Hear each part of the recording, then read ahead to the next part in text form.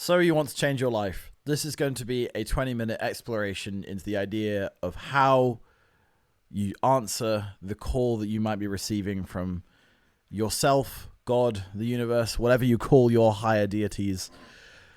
I've been on this journey recently myself quite a lot, and I think talking about it and exploring things is a fantastic way of doing it. And if you relate to this at all, and it helps one person, even better. If not, it's going to be fun to explore it for me anyway on my own, whilst I'm in my own living room, dramatically lit by a key lamp so that I sound like I know what I'm talking about with a fancy microphone that I got for £100 off eBay. Okay, so now that we've got there, there's going to be 4 sections, and I'm probably going to add more as I'm doing this, because my favorite part of doing these podcasts is because they're mine, and I can make the rules. So I'm starting with 4, and we might add more. Or less. And I know that rhymed. I'm a poet, and I know it because I'm neurodivergent and it's urgent. Okay, so firstly, I want to start off with the call, the ache, the thing that makes you want to change your life. Because changing your life sounds very dramatic, sounds very movie based. And I don't think, actually, if we wanted to have a dream life, I don't think we would change our life. I think we all want to be in the part where we're at our dream life already. And I think if you tell me otherwise, you're lying. I think the people that are already, I think there are some people who are like already in the idea of like, they like the idea of chasing change, and I think they've embraced change. But I think wanting safety and wanting to be stuck is the default human habit. And I think people that are always evolving, personally, I believe that's either like a learned response or like a fear response. No, I don't. I feel like there's a few reasons why you might want to change your life, but I don't think it's a comfortable, getting into the dichotomy of it, I don't think it's a comfortable thing wanting to change your life. I don't think it's a desirable and as like romantic thing as people talk about. It's an uncomfortable feeling. It's an ache. The reason most people want to change their life is because their current life isn't fulfilling them. And what is the ache that I'm talking about? Well, you might be in a situation that is outwardly awful, is externally awful. Like your circumstances are just like objectively crap. Like you look around and you're like, this sucks. You know, your needs aren't being met. You know, I'm doing a triangle if you are audio listening, but like it's not Pavlov, it's someone's hierarchy of needs. Like your needs are just not being met. And that's a pretty good motivator to, you know, go and change your life. And I think that's a fantastic motivator. I think that's great. I think that is an amazing way for you to need to go out and make change. There is a slightly different one, which is an internal ache, which is a bit more niche, I believe. Like, and that is what people talk about when they say they have like a midlife crisis, where like your external life looks objectively amazing, all good enough. You know, you hear about the people that have like a wife and kids or a husband and kids. Or in my case, because I'm 27, I don't know why I'm talking about midlife crises, people that have built a life that looks nice, like looks wonderful. They've got friends, they've got hobbies, and they're just miserable because they feel disconnected, because they aren't being authentic with who they are within them for infinite reasons. I believe personally that comes down to normally they're afraid of being who they really want to be, because at some point in their life, usually in their childhood, so 0 to 18, it either wasn't safe enough for them to be who they want to be. And that, like, when I say it wasn't safe enough, that can be like all the way from like, yeah, it really wasn't safe, like physical violence, mental violence, all the way to like, there was an underlying agenda that their society was in that no one even realized they talked about, and directly conflicted with their authentic self. I'm using fancy words here, but for example is like, if you live in a society where like, and when I say live in a society, I mean you live in a group of people where like, let's use a really easy example, being gay is frowned upon. Like, and not even in like the way that's like, we don't like it. It's like the fact that like everyone jokes about being gay. And you happen to inside, well, and outside, be gay, you're not going to feel comfortable. And that's like a really obvious example. Non-obvious examples are just like if you're someone that had an identity thrown on you of like, you can't be loud, you can't be quiet, you can't be this person, you know, expectation is another way that you can just bottle up who you are. If you were supposed to be a certain person and you're not that person, and you get really good at being this person that you're not inside, it's going to be really hard to go and find that person inside. This is some of the ways that you can develop this like ache of like not being this person internally.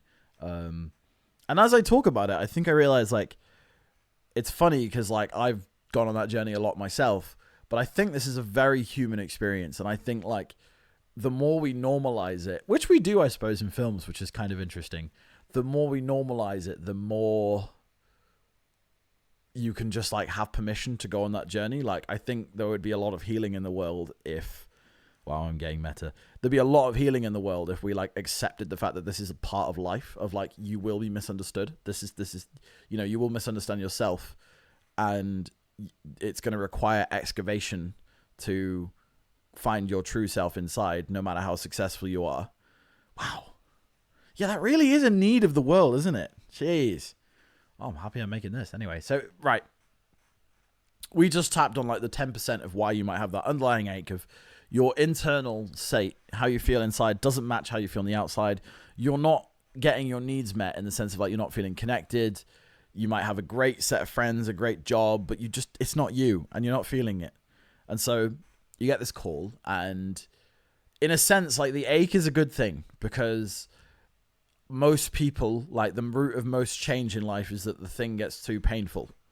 And what's sad is when people don't get the right amount of support, but in the other path, which is when people do find the right ways to do it, pain is a fantastic motivator for change. They want to stop pain, and feeling disconnected from the world and from others is one of the deepest pains you can experience.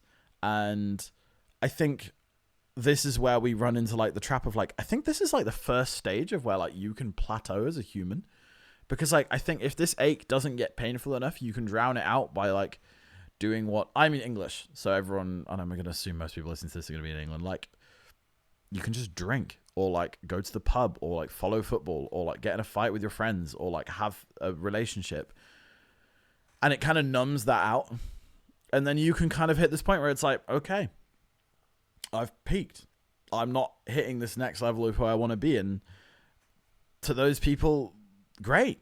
Like, if you don't want to go further than that, that's fine. But like, there's a part of me that wants to use the word like almost responsibility.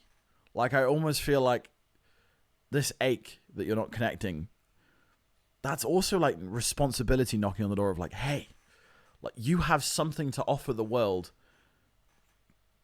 and it wants to come out. Like, you have something to offer other people, the universe, Earth. And it has to come out. And I think it would be sad if it didn't. So, you know, that's a good exploration for you to have anyway. Like, I think it's a good thing, because I think most people on this earth have an amazing thing to offer. Like, and if you don't, that's because you've been taught that you haven't.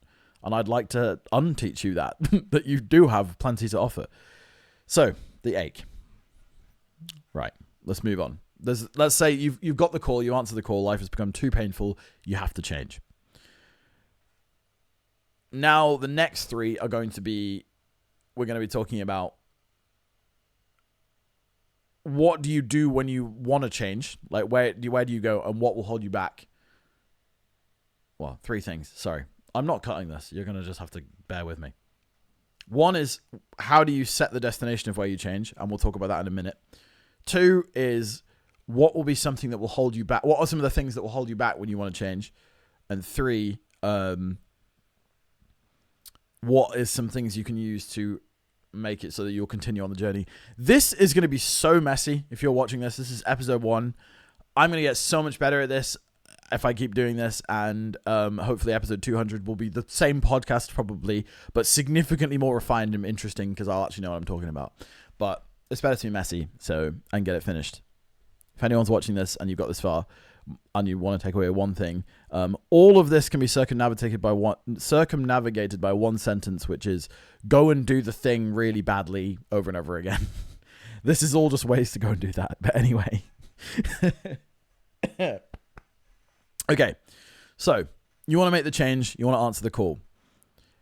The first issue is, what does the change look like? What does the call look like? You know, if there was a to-do list of what you need to do, and if there was someone who could just give you a list, you just go and do it. I know you would. I believe in you. But that's the funny beauty and hard part of life. If you want to have a victim mentality, you can look at it as the hard part. If you want to have a romantic, positive look at life, you can be like, that's the beauty of life. The change you want from when you're answering the call in life is sometimes just a blur. Is like a feeling. Like, what do I want my life to feel like?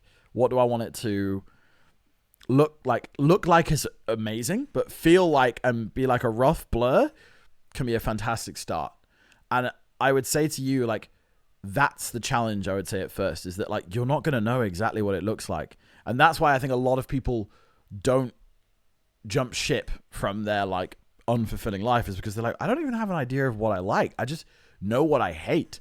And, like, that's the hard part. Humans are very specific, but also the joy is in exploring that. So step one is permission. You cannot know what it looks like. That's okay. You can have a very, very rough idea of how it feels. An amazing example that I would give was, I should really know what year they landed on the moon. I'm going to guess it was in the 60s. I'm not fact checking that. NASA and America and Russia, when they all set out to land on the moon, they did not know how they were going to do it. Like, and I don't mean that in like the hyperbolic, oh, they didn't know how to land on the moon. They literally day to day were like, we're going to land on the moon in a year or like 5 years. We have no idea how we're going to do the rockets. We don't have the science to do the calculations. We don't have the computers. We don't have the equipment, but we're going to do it. Like, for me, that recently has been like going through my head a lot of being like, if like 1,000 boneheaded Americans, like, and a couple Germans can like figure out a way to land on the moon in 5 years, I can figure out how to freaking change jobs. Like, I know that sounds stupid, but like, that is a fantastic thing for me of like, they were just like, yeah, we're gonna land on the moon. How? Don't know. All right, here's $100 billion. It's like, dude, if they can do that, you can do this. Like, so you don't have to have a clear idea, but you do have to set a destination. And this is a fantastic place for you to get a cop out if you want and just quit. That's great. That's on you. You can come back to this video in 2 years when you hear again. But I would say my advice to you is, okay, your new goal is to find your destination. Find your unblur that image a bit. And I think the reason why you might not want to unblur that image is because it's the first moment in your life where you're doing a change of like state when you're specifying something. Like, it's very different being like, give you an example, being like, I hate my life. I don't really know what it looks like. I wish I was more fulfilled. That is like one state. But being like, I don't like my job in sales. I wish I was a writer, is like, that's a lot more specific and a lot more vulnerable. And our brain naturally does not like being vulnerable. Like, at all. That is not a place for our brains to operate in that we enjoy. So you have to understand that, like, there's going to be some bravery involved here. You're going to have to be brave. You're going to have to step out of your comfort zone to do what you want to do. And avoiding this isn't, I hate to say this, but like, avoiding this isn't righteous. Like, staying in the blurred lines is not righteous or safe. Like, the specificity in being risky is actually the place to be. That's the right thing to do. So here's what I would do if I were you, because I am you and I'm literally doing this right now. I want to be a coach and I am freaking scared. I want to be I'll be vulnerable on the internet. I want to be a coach. I want to be in significantly more neurodivergent circles where I can have conversations like this all the time. I want to help more people. I want to be in more spaces where Christianity is involved, yoga is involved, deeper conversations about psychology involved, weird conversations about neurodivergent stuff are involved. That's what I want. And I'm putting it out there. And I want more money and work remotely so I can surf more. That's my 10. But that came from me asking what I don't want. So that's my tip to you. If you don't know the blur of what you do like, if you don't know specifically what you do like, talk about what you don't want. Talk about, like, ask yourself, what do I want my relationship to not look like? What do I want my job to not look like? What do I not like about my job? What do I not want? Like, what do I not want my friends to be like? What do I not want my relationships to be like? What do I not want my sex life to be like? Like, all of this stuff. Write down what you don't want. And then suddenly you might be like, oh, I do like this. I do like this. And, like, even writing it down might be too much because your freaking nervous system is like, I'm unsafe. I'm being vulnerable. I'm being raw. There is a self inside you that is, like, super raw and vulnerable that you need to coax out, but will take a long time. This might take you years just to get your nervous system dialed. That's okay. Like, it's just like learning a new movement. So my advice to you is you need to set your destination. If it's a blur and it's a feeling, that's fine. If it's a couple things like, I want more money, I want to work remotely, I want a Latvian girlfriend or husband, great. I want those things, write them down. Don't be afraid of them. Be as specific as you can.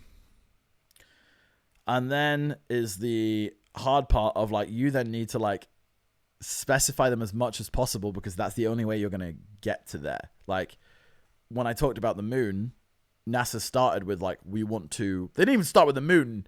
You know, America and NASA started with, like, we just want to beat Russia at something. Okay, we're investing in space. Okay, let's beat Russia at space. And it started off with, like, how do we beat Russia at space? Oh, let's be the first person to satellite in orbit. Let's be the first person to be in space. Let's be the first person to come to space and come back down. And then it was like, oh shit, we need to go to the moon. Like, even that wasn't a specific goal. So for you, you need to write a goal that is specific for you, that is, like, scary but achievable. Like, I'm not you. I can't write a goal, but I'll tell you mine, which is, like, I want to be a life coach that creates content online. Well, no, I'm not talking about habits. I'm talking about goals. I want to be someone that coaches people, works remotely, has a space where I'm having amazing conversations like this. I want to do retreats, and I want to travel around once to do it and be learning at the same time. That's my stuff. It took me a while to get there, but I've done my specifics. So get your goal as specific as possible. See if you can visualize it. There's so many other techniques. Oh my God, I'm realizing this is going to be about 25 minutes, this video, but there is about a billion things within it which we could talk about. I'm so excited. Oh my God, there's so much to talk about. There is so much to summarize in this video. Oh my God. Like, every single one of these points could have, like, an hour-long video talking about them. And every hour-long video could have another 10 hours of how do you do it. So much content. It's so exciting. Oh my God. Okay, right. Okay, anyway, so you've got your destination. You got your goals. You know, you've got the call, and you got your destination. You got it as specific as possible. You know what it looks like. You know that you want to get, like, to your place, right? Okay. What is going to hold you back, firstly? Well, to me, it's change, the grief, and not wanting to let go of your old life. Because if your old life is okay, letting go of that will be very scary. If your old life is also awful, letting go of that will also be very scary, because the brain, like, if something is traumatic, the brain also just sees it as, like, important. And so turning your back on something important can give you the same feeling as, like, leaving the stove on at home. Like, it can be good for you, but turning your back to it is like, oh my God, I'm in danger. And that's fair, you know? Like, that's totally fair.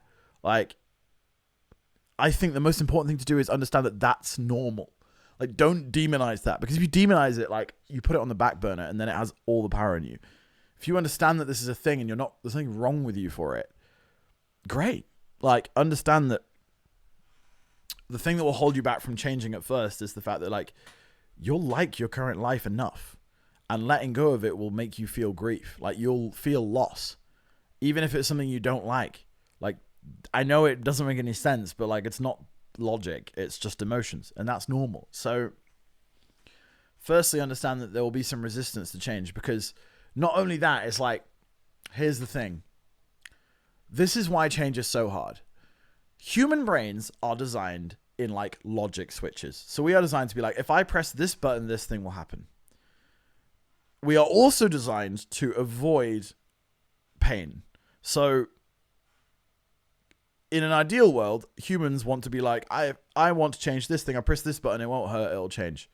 Like, you know, we are so avoidant to pain that like we won't even press a button if we guarantee there's no pain, just in case there's pain.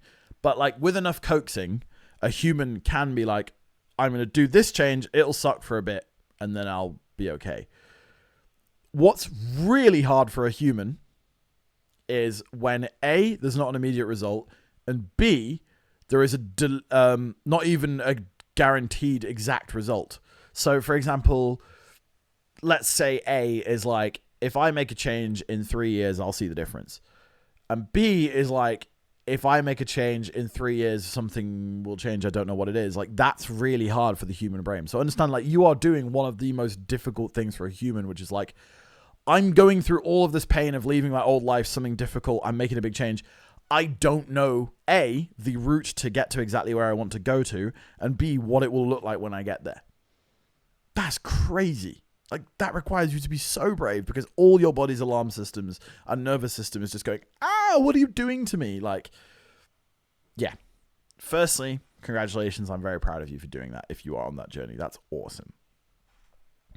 Congrats to me too. No, anyway, secondly, like, you're going to need some changes in your own personal philosophy to get through this, which is like, you're going to have to look at your time zones and like slow it down in the sense of like, you're going to have to look at the future day by day. So you're going to have to be like, what can I do today to change? What can I do tomorrow to change? And then like create slightly bigger goals like week on week and then see how they're doing. And also like on another sense, I think it's important to note that you should try and change like your, how do I put this? Your like success on like internal versus external. Like if you can internalize success versus externalize it, I think that's the recipe to like absolute victory, which is like what a lot of people, I really wish this was taught in schools. Like my friend told this to me the other day, was like, we were talking about taking risks and stuff like that. And, you know, my friend climbed Everest the other day. Yes, I'm saying that very casually, but my friend climbed Everest the other day, and I'm saying that very casually. He did it 3 weeks ago. And he was talking about how it was 6 to 7 months of training. And he wouldn't have cared if he didn't even do Everest. Because he was proud of the 6 or 7 months of training he did. Dude, that mindset is like the unbeatable mindset. And I'm going to be talking about that in a separate video. But like, I'm so output focused that like I'm obsessed with the output goal. If you can change it so you're someone that's like, I'm just psyched that I tried, that's enough. Dude, you're unstoppable.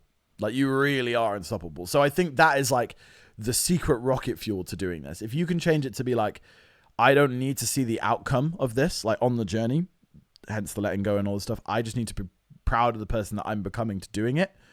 Oh, dude, you're unstoppable. So if you can change your motivation from, let's say you want to quit your job in sales and become a writer. Like, if you have a goal of like, I want to be published in a book and become a bestseller in 5 years, like that relies a lot on external stuff. But if it's like the most successful people I've ever seen are people that are like, I want to write every day for a year. And if I do that, I'll be super proud of myself and I'll love it and it'll be hard and I'm embracing the challenge. Like that kind of goal is the goal that will just freaking propel you forward because like you're also like getting way more joy out of like what you get to do. Like you get to enjoy life faster because you're achieving your goal every day. And like, to me, that's a much more cultivated joy than huge peak, achieve goal, trough, huge peak, achieve goal, trough. And I think that's something I struggle with a lot. Like I want to see the external immediately because it's like, it's the pretty girl in the corner that you want to date. It's the Lamborghini in the showroom that you want to buy. Like these are all very addictive things, but like they're one-time hits. They're external to you. You can't control them. But if you fall in love with who you're becoming, that's the beauty of it, man. My friend said the other day, we were talking about like taking risks in business and I was like, I don't know what to do. And he just turned to me and he was like, if I was you, I'd have enough respect for myself that I would take the risk on the thing I really want to do. And it just like hit me from top to bottom of like, oh, jeez. Yeah. That's way more important than anything else. I'd rather die knowing that I tried. And then, yeah, I think that's the best way to do it, to be honest. I think that is really the way. That's the final thing that I'll leave you with. That if you can change your motivation from external to internal, oh, dude, you're on cloud nine. But yeah, so just to reiterate, you've got the call, the ache for many reasons. You need to set your destination, like specify, start with a blur, bring it down to a specification, become vulnerable, be vulnerable in it, because specify can be hit with an arrow. Like a blur can't be hit with an arrow, an idea can be hit with an arrow. So it's vulnerable, it's raw. Then understand that you will refuse to let go of it because humans don't like change and there is a grief in change, and you also don't even have like an ideal to go to, and that's okay. This is going to be a dangerous journey, and you have something to offer to the world, so you should do it.